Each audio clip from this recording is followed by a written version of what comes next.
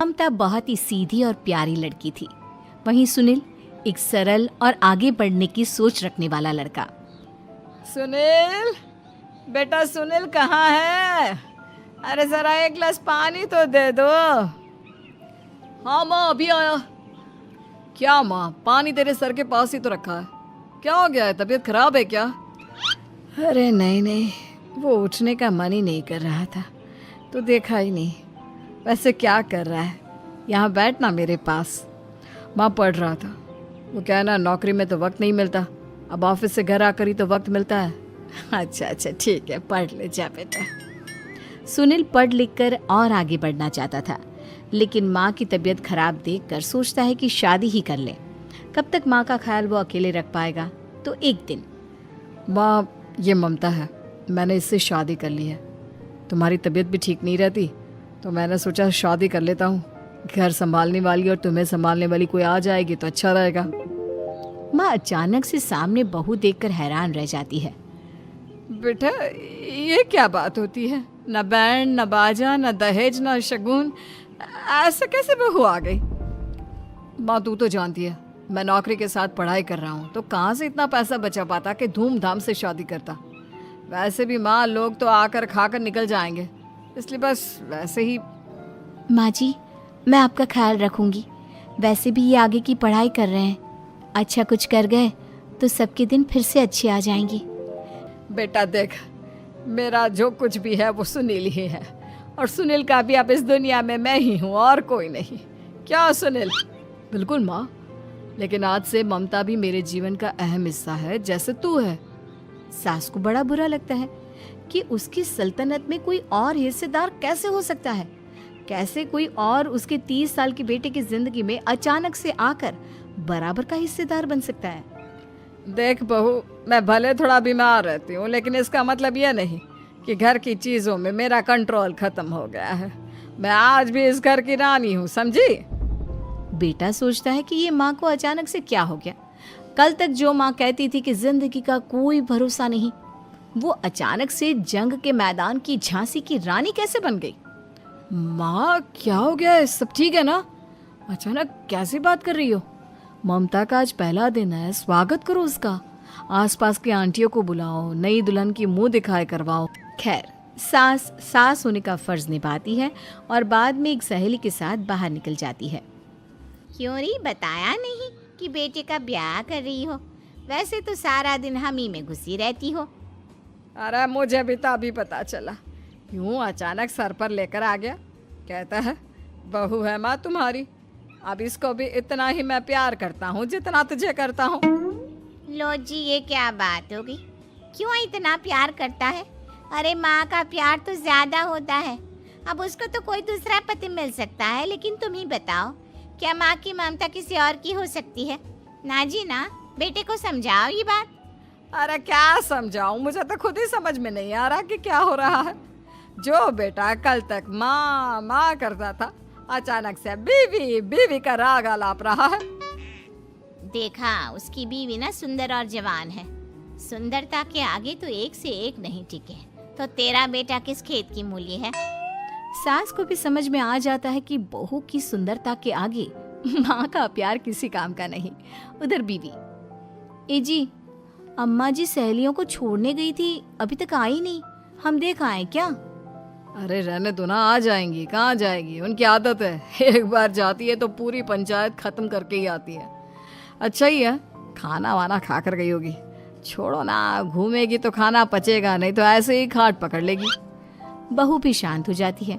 उधर सास सोचती है कि आज थोड़ा देर से ही घर जाती हूँ, जब बेटा परेशान होकर ढूंढेगा तब मजा आएगा। बीवी को खुद ही पता चल जाएगा कि माँ के आगे उसकी दाल नहीं गलेगी। लेकिन वहीं दूसरी ओर घर पर, ए जी, माँ जी अभी भी नहीं आई, हमको तो घबराहट हो रही है कि क्या करें, जाकर पता करें किसी के घर। अच्छा, कहाँ जाओगी ये भी बता दो। पहला दिन है तुम्हारा इस घर में और एक ही दिन में मोहल्ला छानोगी क्या? हाँ, तो आप भी तो नहीं जा रहे हैं ना, हमको फिक्र हो रही है। अरे यार, ये रोज का है अम्मा का, खाओ और सो जाओ। बस फिर क्या था, बेटा बहू खाना खाते हैं और कमरे में सोने चले जाते हैं। उधर जब सास को कोई देखने नहीं आता तो वह हार कर घर आ जाती है, जहाँ वो देखती है कि सारे घर की लाइट्स बंद है। सास को गुस्सा आता है। बहू, ममता बहू कहाँ हो?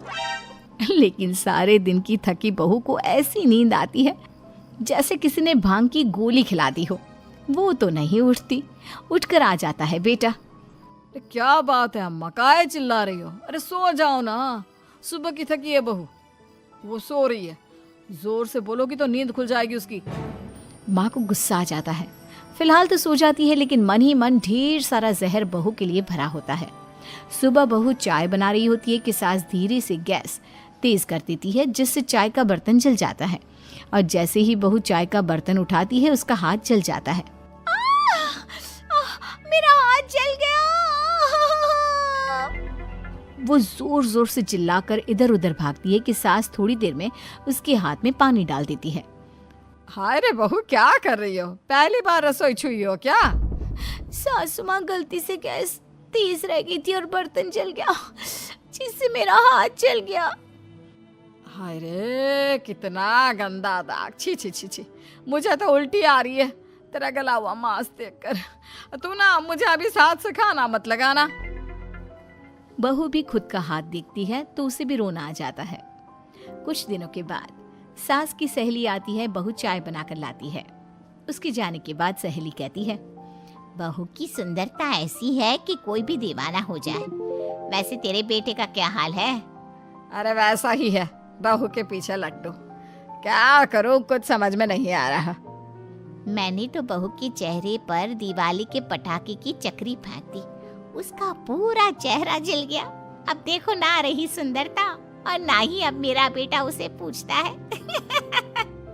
अरे अब तो वो उसे छोड़कर दूसरी भी देखने को बोल गया है मुझे। बहू सारी बात सुन रही होती है। आंटी एक बात बताइए, क्या भरोसा है कि दूसरी सही आए और आपके अनुसार रहे? देखिए आंटी, मेरी सासू माँ को गलत बात सिखाने की जरूरत नहीं है। हमारा परिवार साथ में खुशी से रह रहा है।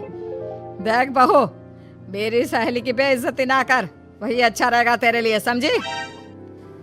बहू नहीं मानती है। वो बार बार उनकी सहेली को घर से निकल जाने को कहती है। तभी सास की सहेली पास के चूल्हे से लकड़ी लाकर बहू के चेहरे पर लगा देती है। बहू जोर जोर से रोने लगती है। अरे ये क्या कर दिया? मैंने कहाँ किया, ये तो तूने किया।